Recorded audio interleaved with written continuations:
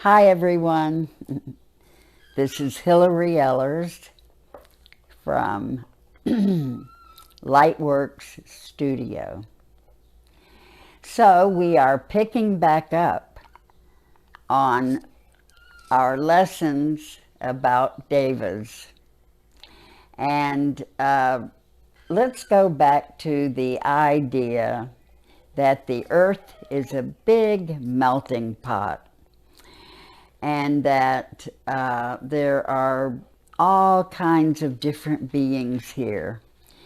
Shusta, which is the system that I feel like I grew up through Shusta, because when I was 24, I started studying with my teacher, Ann Manser, and she wrote the Shusta material, and it's Shustaah,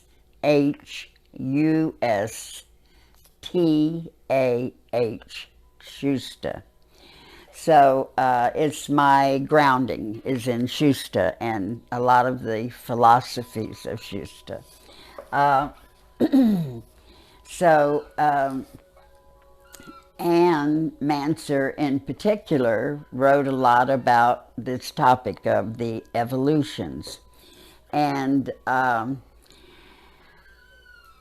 we have considered the fact that because the earth is a melting pot, that when you come in here and you take on a body, a human body, you can grow more, you can grow faster than a lot of places. And, boy, pardon me, you can develop greater wholeness, and you can really help and support, our species or the species that you came from. I'm going to drink a little of my coffee and see if I can clear my throat.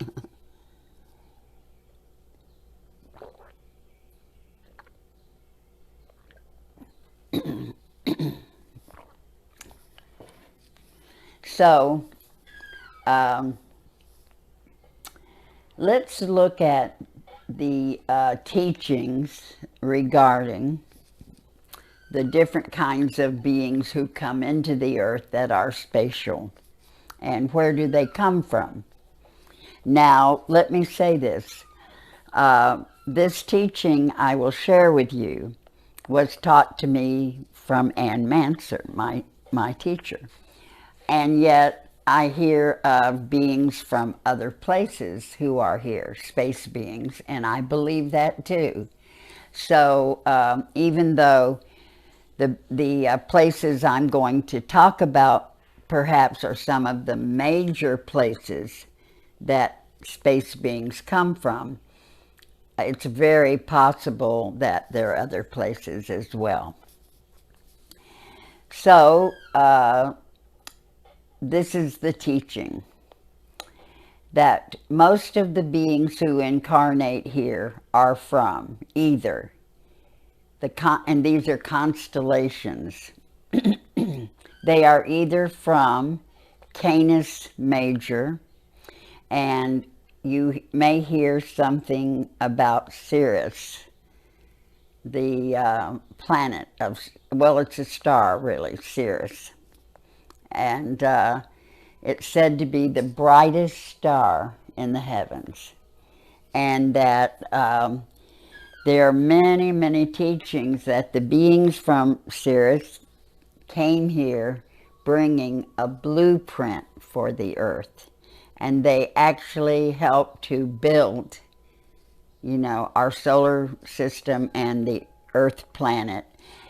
But there are teachings also about the Pleiades and the Pleiadians who came here. One of my friends is reading a series of books about beings who, I think they're from Arcturus. I believe that's how you pronounce it, Arcturus. I hope I said that right.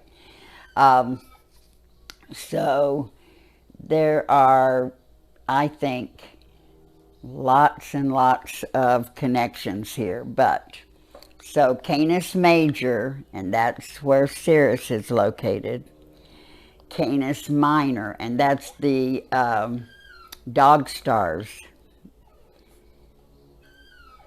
Ursa Major and Ursa Minor, and they are the Big Bear and Little Bear constellations.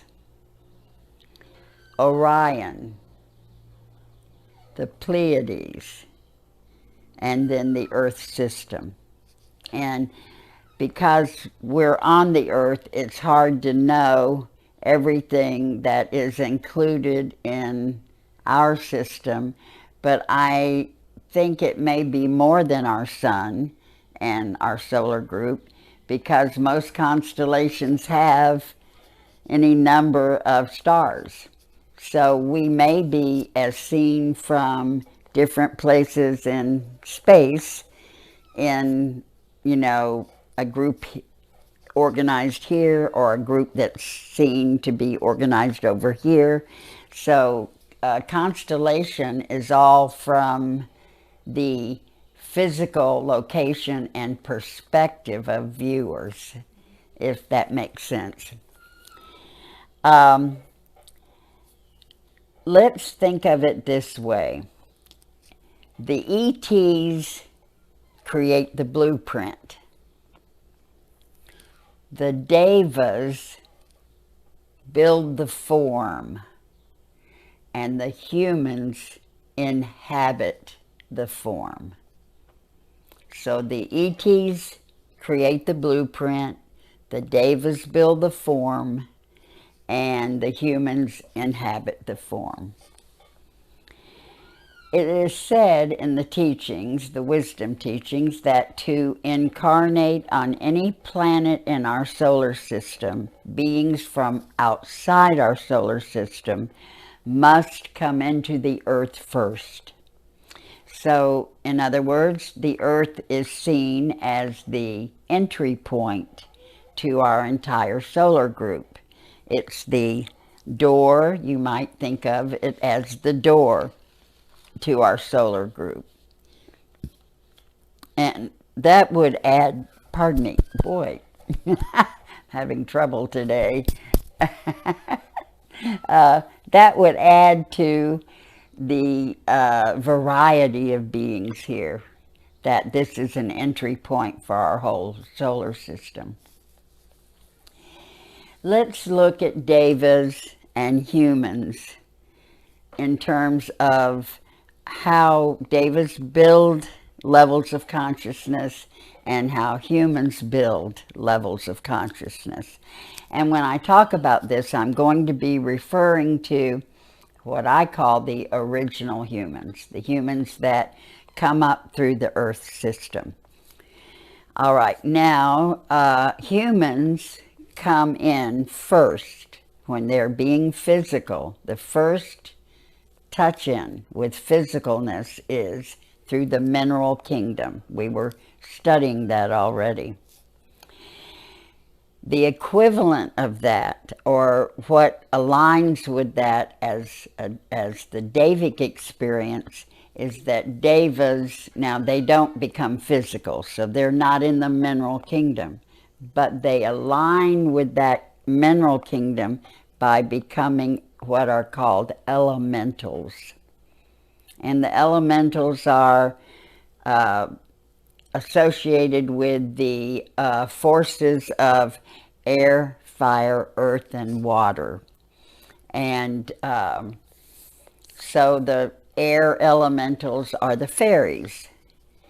And the earth elementals are the gnomes and the leprechauns. And in this teaching, these are real beings. They're real, which I think is quite delightful, actually. And I have seen some of these elemental beings. I've seen them. Once I saw a fairy, and one of the things that sometimes I think is proof to me is if a being doesn't look like I would expect it to, then I think that's probably real. it's probably not just my fantasy. So the fairy I saw was entirely pink. The whole fairy, everything. Skin, hair, face, wings, little body. And she was just flying, flying along. Little pink fairy. And I would not have ever thought that she would look that way. She didn't look like Tinkerbell.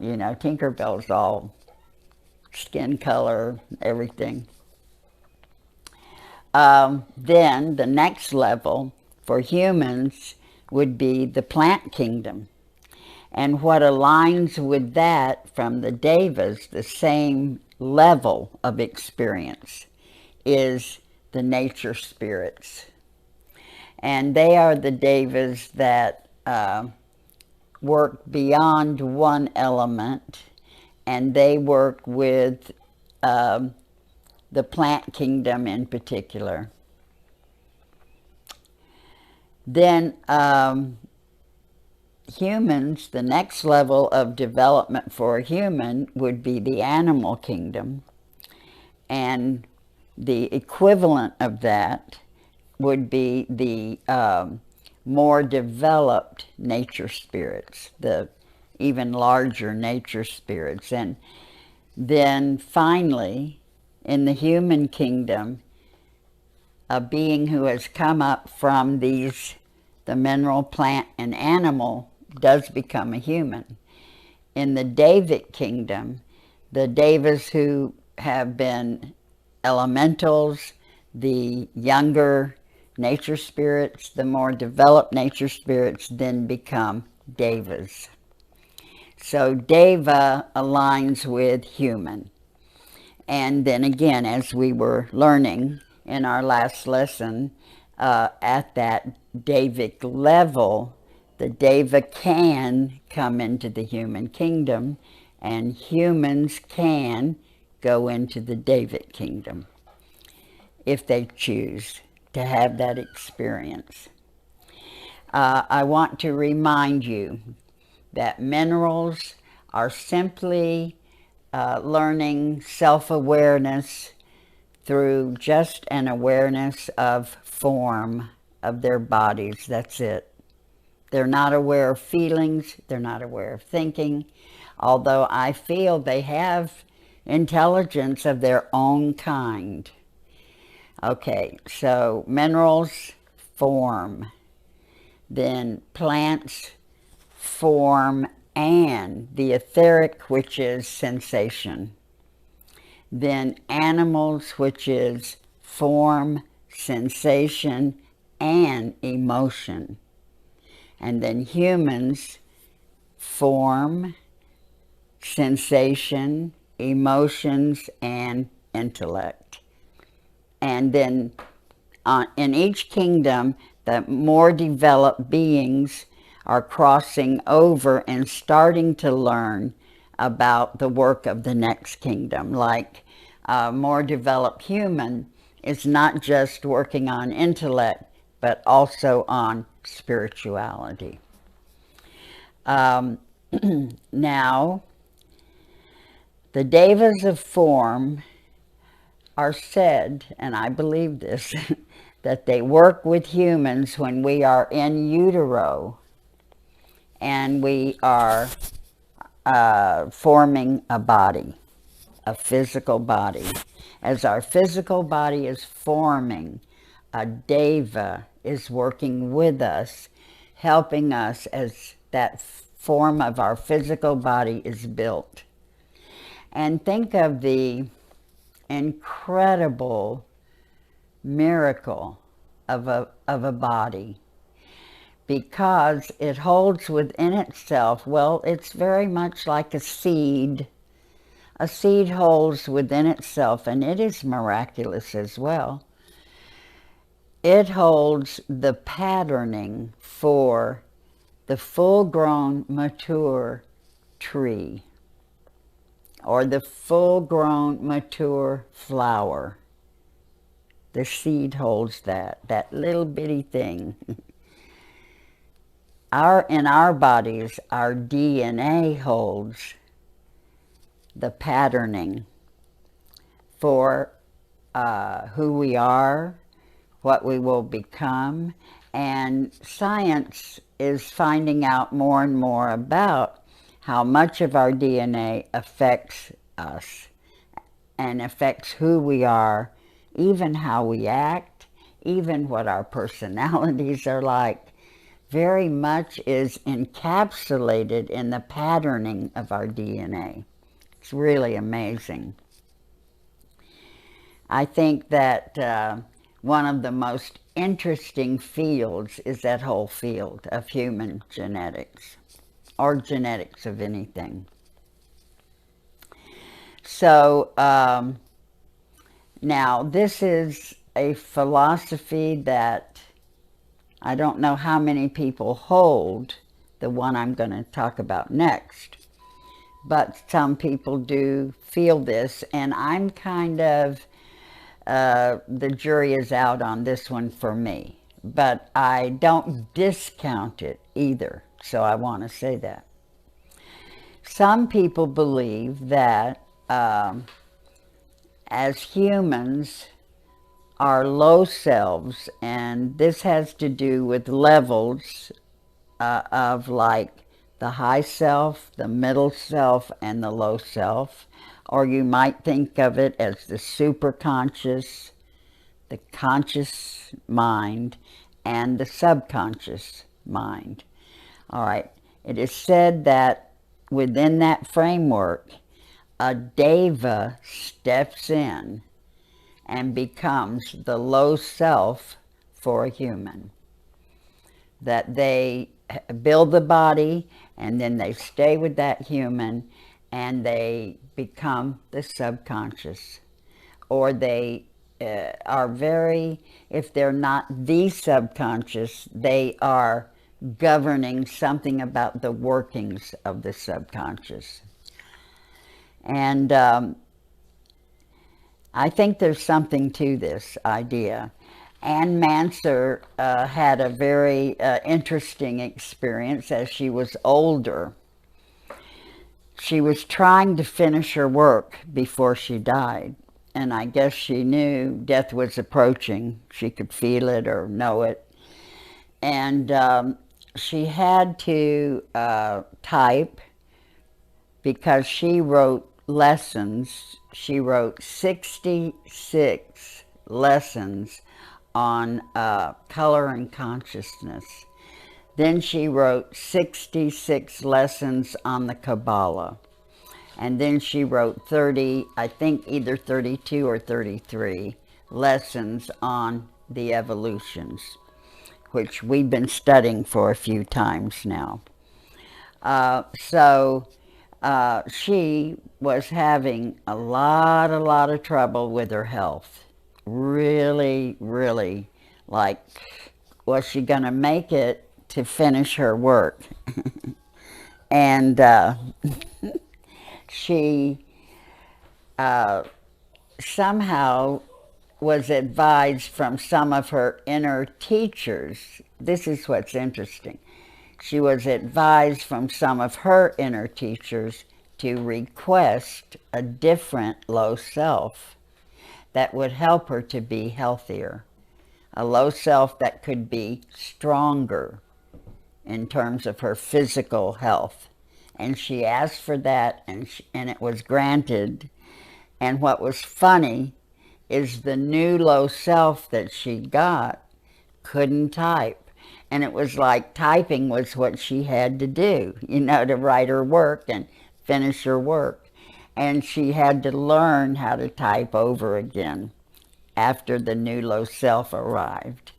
And so it was sort of evidence that something certainly had changed, you know, and according to her thoughts, her low self had changed. So it's just an interesting concept, you know, to think about. And I even have wondered, now I don't know, I do not know about this, and again, just sort of wondering. I've wondered if The Deva who helps you build your body might be a Deva that does become your low self, and that is not so. I said, that probably happens because it has occurred to me that's probably how that works. Although, again, to say prove it, can't do it, cannot do it, but it makes sense. All right, now let's look at some of the general things about Devas again, to kind of round up what we've been learning and what I've been teaching. Devas are present wherever energy is changing form. So Devas are the conduits of energy. They are the ones who channel energy. And when they're working with the earth, some of that channeling actually affects the physical form of the earth. They are, helping to build the form of the earth. And remember when it was said that the ETs create the blueprint, Devas build the form, and humans inhabit the form. And so the Devas are sending the energy that affects form. But also the higher Devas are sending energy that affects consciousness. And consciousness is a type of energy. When consciousness is changing, the Devas are at work, at least in a support role. You're doing the work, but the Devas are helping. I believe that, to round up these ideas, that Devas are present when you are in utero and your body is being built. They're helping you. They're the builders. They're somehow, the fantasy I have is the Devas have this scroll rolled out and they're reading your DNA and your DNA is like a blueprint, and they're building something from that blueprint. They're using that blueprint to build your body. So Devas are present when your body's being built. Some people, again, believe that Devas become your low self and then stay on to help you with that level of your consciousness throughout your life. And it's very interesting. Read some things about low selves. We'll have some lessons on that sooner or later. But The Power of Your Subconscious Mind is a great book, and right now this is making me unhappy. I am blanking out on the author's name, and I know his name, but anyway, hope you can find that book through that title, The Power of Your Subconscious Mind. It is an excellent book on how to work with your subconscious or your low self. And your low self is just very much like an animal. In your working with your low self, you work with your low self very much like you're training an animal. And for instance, when you're working with an animal, it is taught, do not use a negative word like and here, what did I say? Do not use a negative word. That's funny, isn't it? So just use positive words. And you wouldn't say what I had just said, okay? If you're working with an animal, you wouldn't say don't do blah, blah. What you'd say is what you want the animal to do. And your low self is like that. You program your low self exactly the way you would work with your pet. And it's very important to program your low self. And you know, some people use affirmations, and the idea behind the affirmation really is to program your low self, to give your low self a directive or a truth to manifest.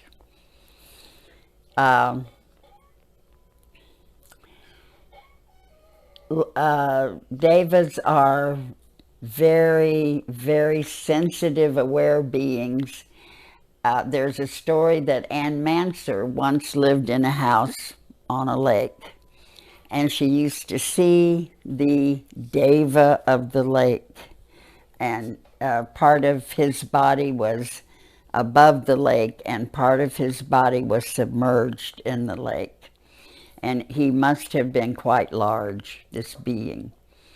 And she would go down by the lake and sit, and she would talk to the Deva of the lake. And she said the Deva never talked back. He never answered. He never really acknowledged her or said anything, but she would talk to him. And she'd thank him for certain things and, you know, just communicate with him. One day she had some tree surgeons out on her property to take down a tree that had to be removed. And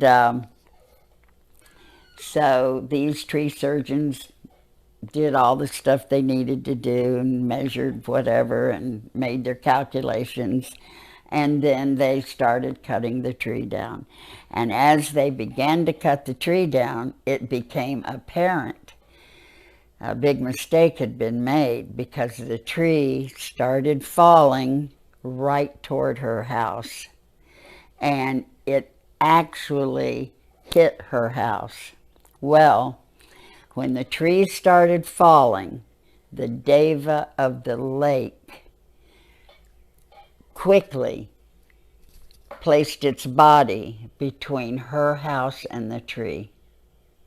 And the tree hit her house and bounced off and did not harm even one shingle. I mean, it was like impossible. It couldn't have happened. But that Deva helped her.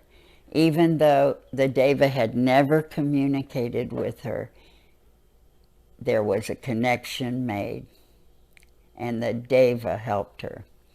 And the Devas will help us. They do help us.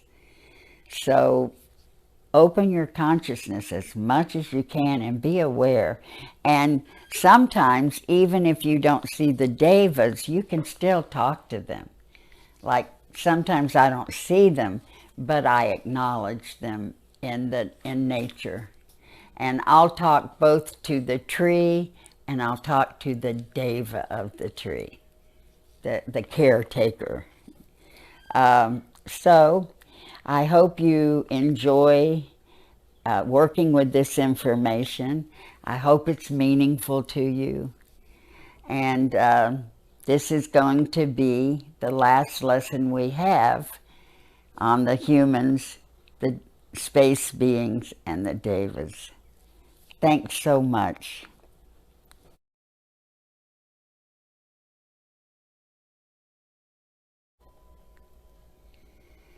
So imagine now that you are more consciously stepping into your body.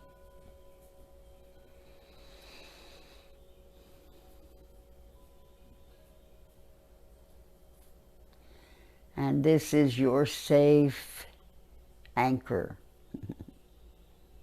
Just think of your body anchoring you in the world, helping you to be human, to be present in the earth, to be part of this system, this earth system. Your body provides all of that connection for you.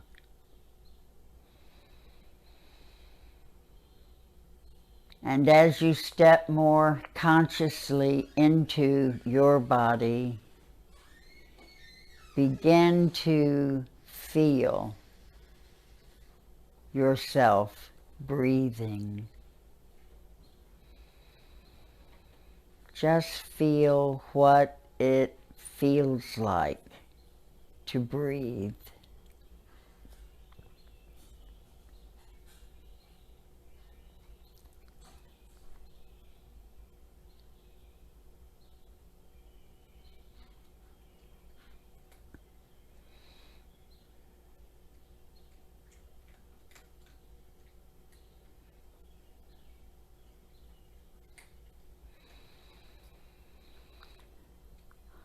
Feel how good it feels to breathe.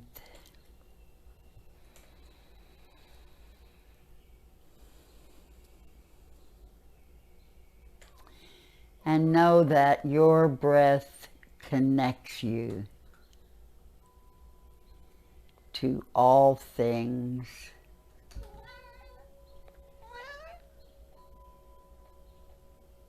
Mm-hmm.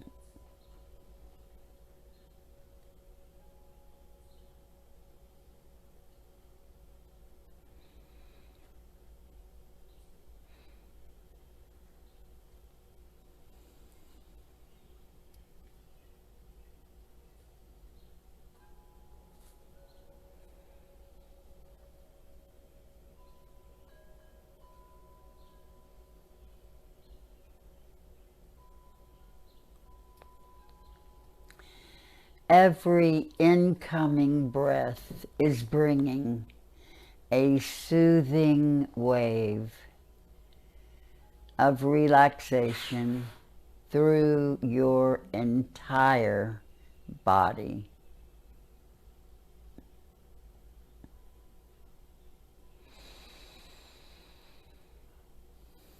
And feel your body relaxing.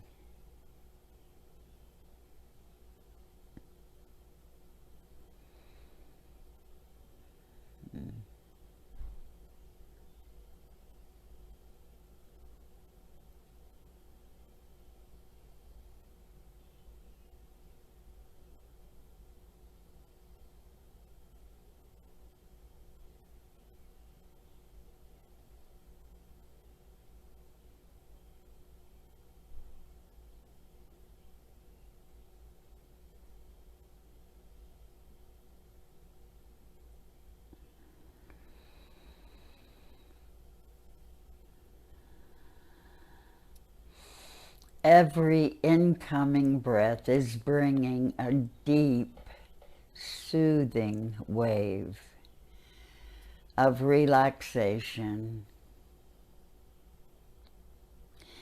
enabling every muscle to relax.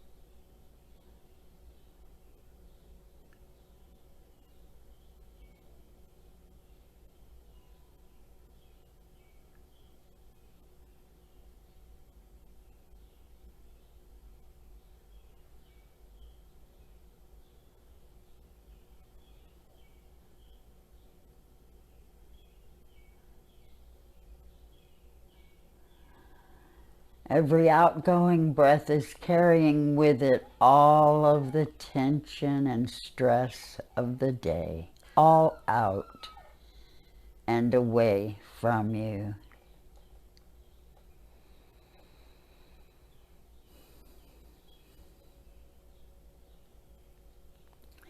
And from this deeply relaxed place,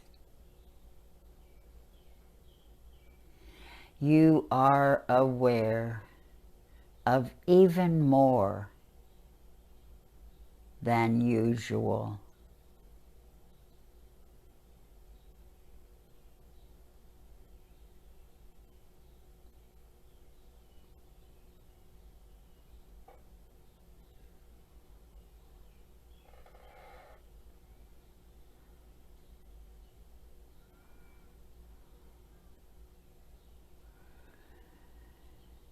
Allow yourself now to focus on someone close to you, someone that you have a close, meaningful relationship with.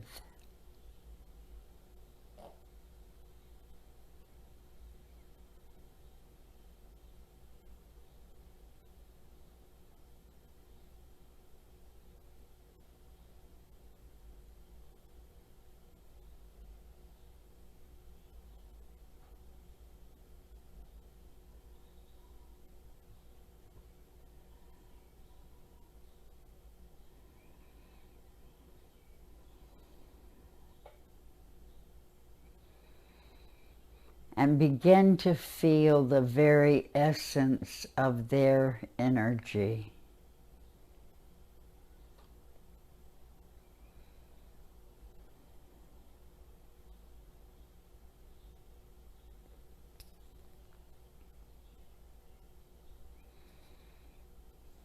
Do they feel Davic?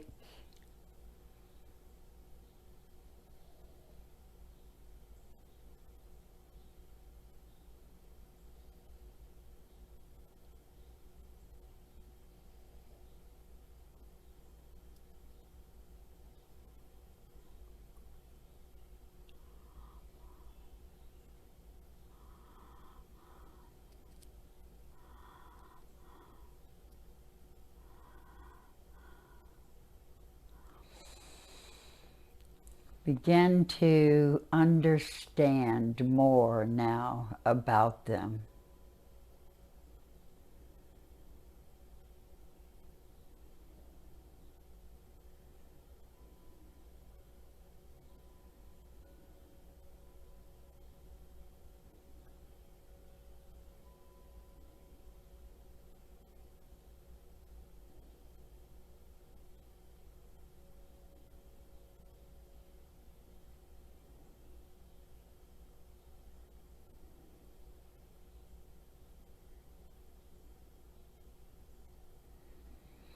Begin to understand more of the dynamics of your relationship with them.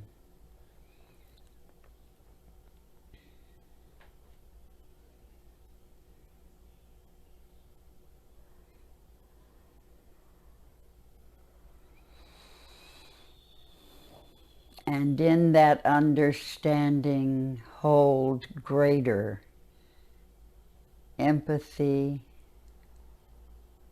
hold greater compassion for them.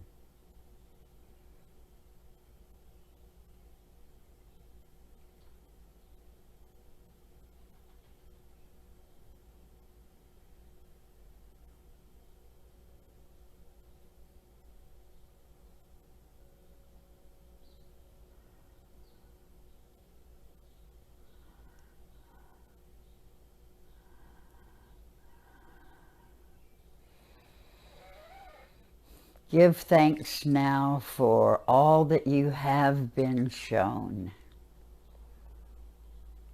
and begin to return, holding what you have been and are now aware of.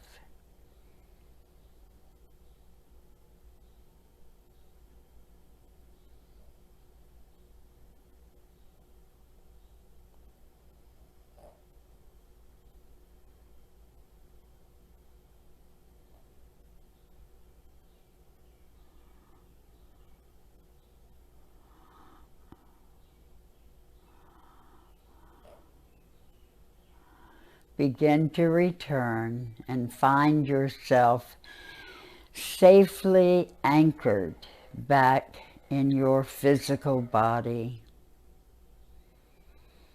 safely anchored in this physical container.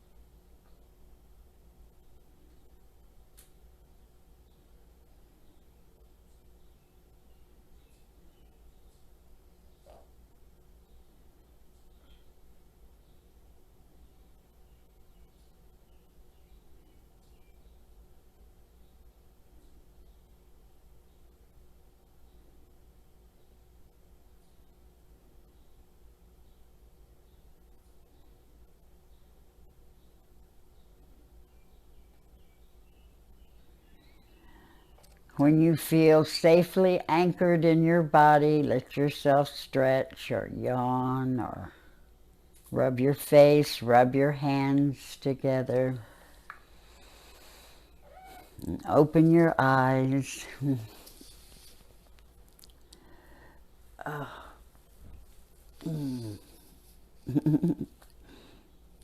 Thank you.